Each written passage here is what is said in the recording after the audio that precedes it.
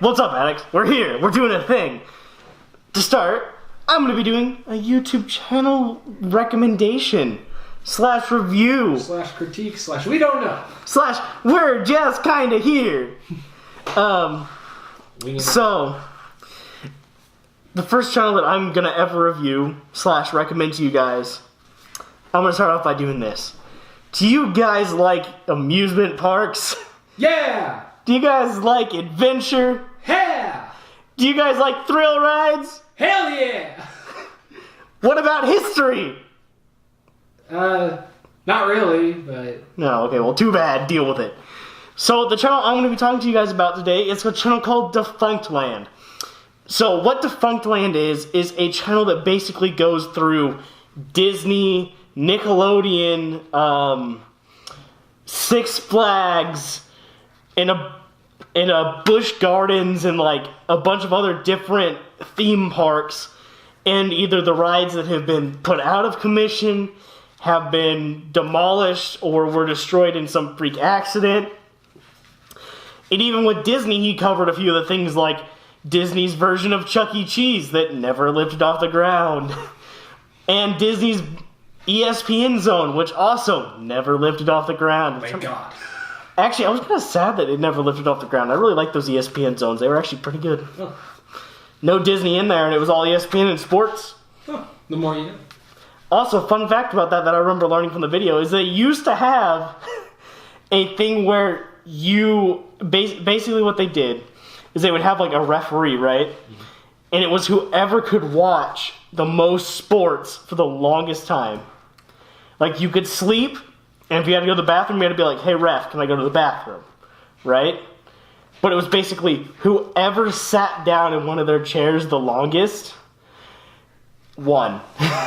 And they won, like, I think, like $1,000 for doing it. And I'm just like, oh, dear Lord. Oh, dear Lord.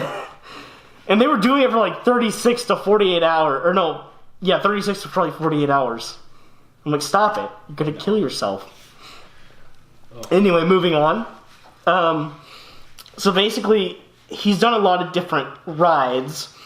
Like, he went over some of Disney's older rides. I remember one of the last ones that I watched was actually over an expansion that never ended up getting done. And it was going to be Disney's America, right? And the whole idea was that what they were going to do is they're going to tell the history of America. So, you know, they were going to go through, like, they were going to have sections of the park that were themed differently than others. So you had stuff like the Industrial Revolution. You had, like, the old settler times. You had stuff like that. And it would just keep advancing until it was at modern day. Which seems really cool, right? But Virginia people were like, nah, go away. We don't want you. Bye-bye.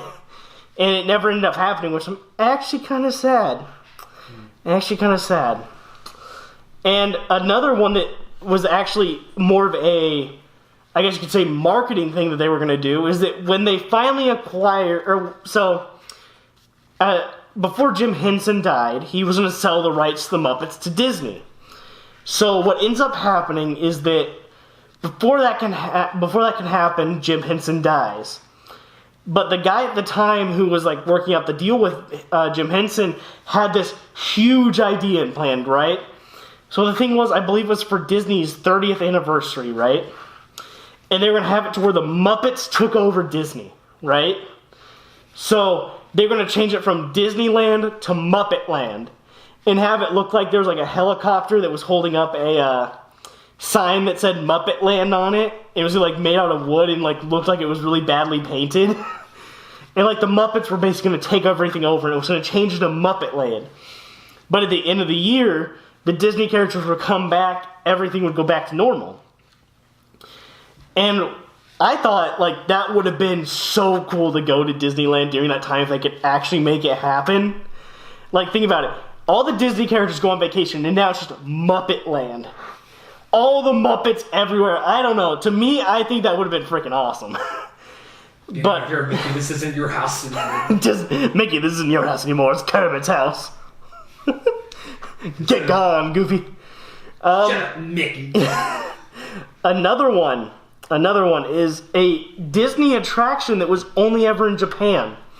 So, if you guys know, Disney has those really big castles that are in front of like all of their entrances, right?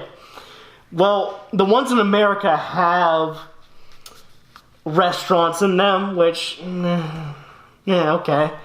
But the thing is that in Japan's, they had this attraction called the Black Cauldron, which was actually a really old Disney movie that it saw release, but it did so bad that Disney was basically like, let's just forget about this one. Let's just push it into its corner. It's a very dark movie. It was a very dark movie. Like, it did really bad. Like, people were like, this is too dark to be a Disney movie, yada, yada, yada. And it, like, the guy basically explains, this is what happened on this ride. And it was basically a walk-through ride, so, you're not getting into anything. But it was just a walk-in ride. And I was like, that would be freaking awesome to see.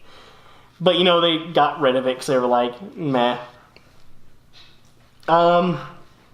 He's done some other videos, like, I remember so, Josh, the best ride at Disney is the Pirates of the Caribbean, right? That one's pretty bomb. It is. But if you don't know, like, the original story behind it is it was going to be a wax museum. That's an interesting concept. It is, isn't it? But Walt was like, nah, this is what we're going to do. And, like, actually, I don't think it was Walt, it was another guy who was, like, really close to Walt that came up with the idea. And when they finally took Walt through, he was like, this is a great idea. Let's do it. And I was like, nice. But basically, it started off as something else and became what it is now today. And it's amazing. Like, it blows my mind still.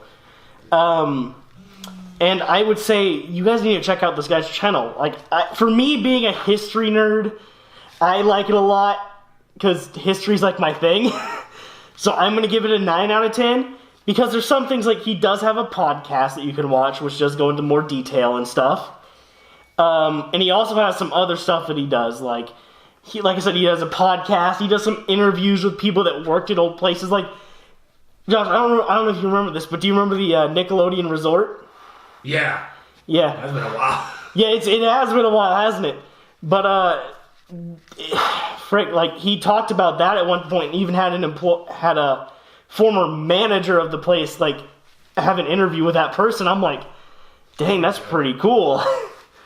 But it's one of those things that, he just does so many different things on his channel that involves those, like, theme park stuff, and I'm like, dear Lord, this is awesome. Also, for those of you who have VR, he also has a website that has, like, a 3D thing that you can use your VR to, go through all the different stuff that he's ever done. Like, and, like, he's, like, recreated it all for, like, the Oculus Rift and stuff like that. So it's like, that's pretty bomb. That's pretty bomb. Wonder how many hours that took. Oh, dear Lord. Also, I am going to tell you that he is only on his second season, as he calls it, the second season. And yeah, so I would definitely say you need to check out Defunctland. And for today, I'm going to go be defunct. Bye!